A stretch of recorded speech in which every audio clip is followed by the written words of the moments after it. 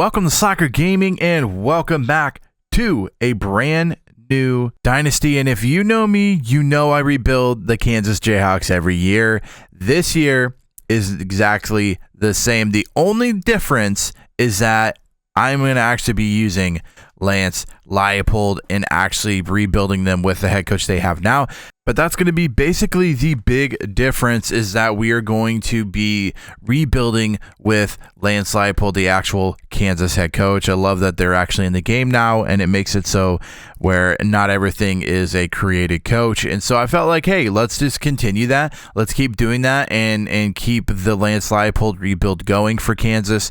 And so we're going to use him as our head coach. Now, I already recorded this and the recording was corrupt and everything, and instead of just completely refilming it, I went ahead and did some recruiting stuff, and then I also did all of the depth chart and stuff, and we'll go over that here in this episode before we play week 0 against Fresno State. Now, going into it, coaching abilities, just taking a look at what Lance Leipold has. That's what he's built out with.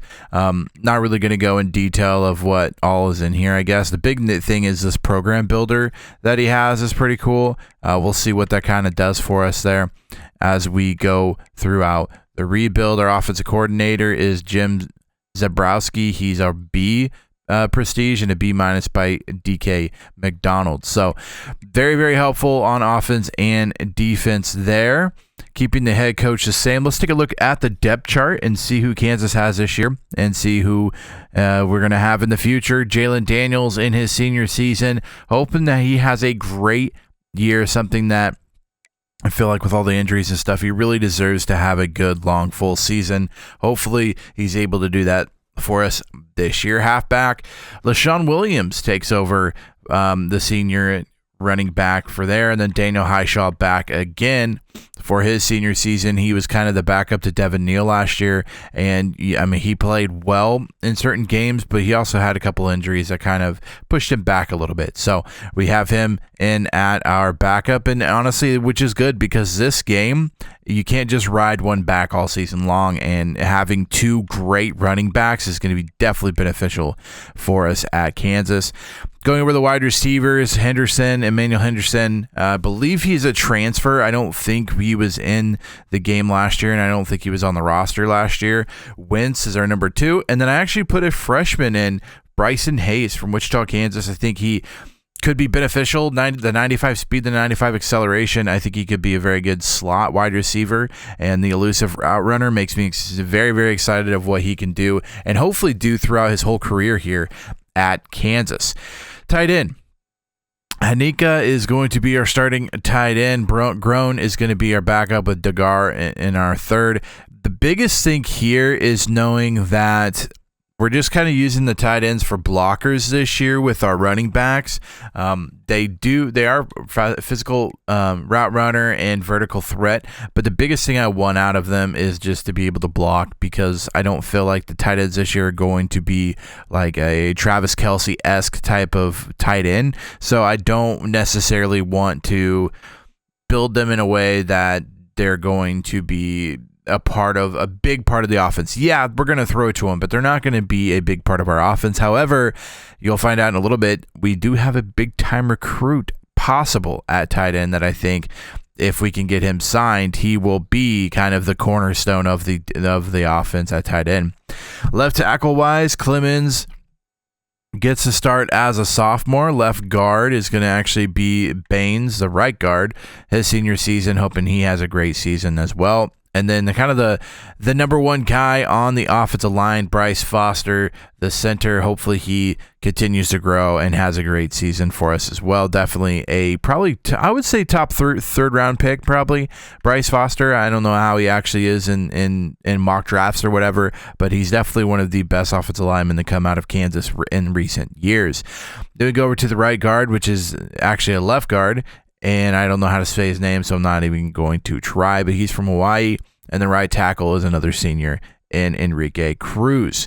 Going over to the edge spots, we got Justice Finkley. He is a senior. And then we also have Dean Miller, who hopefully is going to be an impact player for us this year as a speed rusher. Excited to see what he's going to be able to do. And Dean last year really stepped up for the Jayhawks, and hoping that he can kind of continue that success this year. Defensive tackle DJ Withers is back for another season, his last, and then Tommy Dunn Jr. also at the defensive tackle position. Two very good defensive tackles for Kansas. Then we go to the linebackers, where I feel like we have a little bit of growing to do. Trey Lathan is going to be in as Sam. Mike is going to be Joseph Sipp, and the Will is going to be Jason Gilliam, a senior. The Mike is a senior, and then the Sam, I think, is a junior. Yes, so a couple of older guys, but honestly, linebacker is something I think is going to be a big. We need to grow at linebacker. That's all I'm going to say. We need to get better and grow at linebacker. Cornerbacks, not too bad. DJ Graham is stepping up for his senior season. Jaleel Hurley, a sophomore, and then Jalen Todd, a sophomore. Both guys I'm actually really excited about. And then even Croft, a sophomore here. So we got a bunch of younger guys. We do have the senior-led DJ Graham the second. He's back for his last year. And then we got a couple of guys down here that I think are going to be beneficial this year and next year as well. Devin Dye is going to be our free safety to start the season. He is a senior. And then strong safety is going to be led by Lyric Rollins. Kicker is going to be led by Margin. And the punter is going to be Lappin. And all the other positions, I kind of just did whatever on them to see what we could come up with. But that's going to be the depth chart for this season going into week 1. I'm going to touch on recruiting real quick. I haven't gone through and recruited in week 0 yet, but there are a few big things that are going to need to be, I guess, looked at. Biggest one is Junior Chung. Unfortunately, I went to show him off and I accidentally clicked A. And so basically what happened was I lost him and his scholarship and everything. So we're really going to have to push to get him. We're kind of at a disadvantage already on him. So we're definitely going to send the house in every possible point we could put towards him every week. We are definitely going to do, because I think he's going to be a generational tight end. The reason being is he's a pure possession architect, yet he has an 87 speed rating. This is going to be a very, very fast tight end, and pure possession is just going to basically kind of live up to it. 84 catching, 82 catching traffic, 86 acceleration. This dude is going to be good when it comes to a pass catching tight end. So we definitely want to make sure we land him. Let's take a look at the quarterbacks and see what we got. We got Vi Gold. Looks like Duck dropped us from his board. That's fine. Val Gold is a guy that I think we could be beneficial in a couple of years, but definitely not something that's like 83 speed is good, but it's not like an elite type of speed type of runner that we have at quarterback currently. And then Isaiah Marshall is also, I believe, an 88 speed as well. So we're going to be kind of 83 is a little bit slower. He's definitely going to be a guy that probably is not going to be a ton of running, but definitely a guy that's going to be a dual threat, which is kind of the archetype type we like. Halfback wise, we got a bunch of 4-stars here. We'll have to kind of go through them and see what we like. Currently, all of them, I believe, have kind of low speed, 86, 85, 87, and 85. So we're going to kind of have to figure out, if we're not going to use elite speed in the backfield, like how are we going to structure our offense to have some bruiser type of architects? This guy's an elusive bruiser. This guy's elusive bruiser. North-south receiver there from Mankins, and then north-south receiver there from Lewis. So we'll have to figure it out. We'll have to kind of figure out how they play and everything in the future. I mean, obviously, we got to land them, but if we do land them, how are we going to go to that bruiser type of running?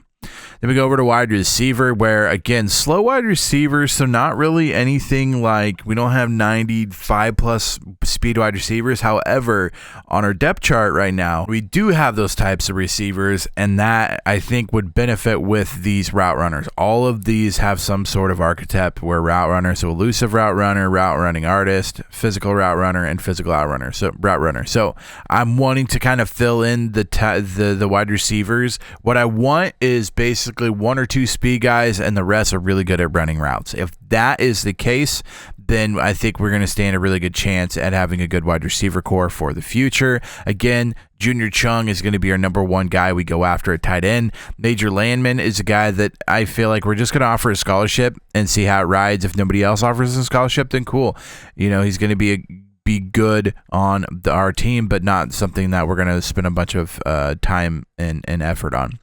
Then we go to the offensive tackles, where I did not have any offensive tackles, offensive guards, centers. Nobody on the offensive line wanted to come to Kansas. And the rule on this rebuild and the last rebuild is if they are a 3-star, if they're a 4 or 5 star, they have to be interested in us for us to pursue them.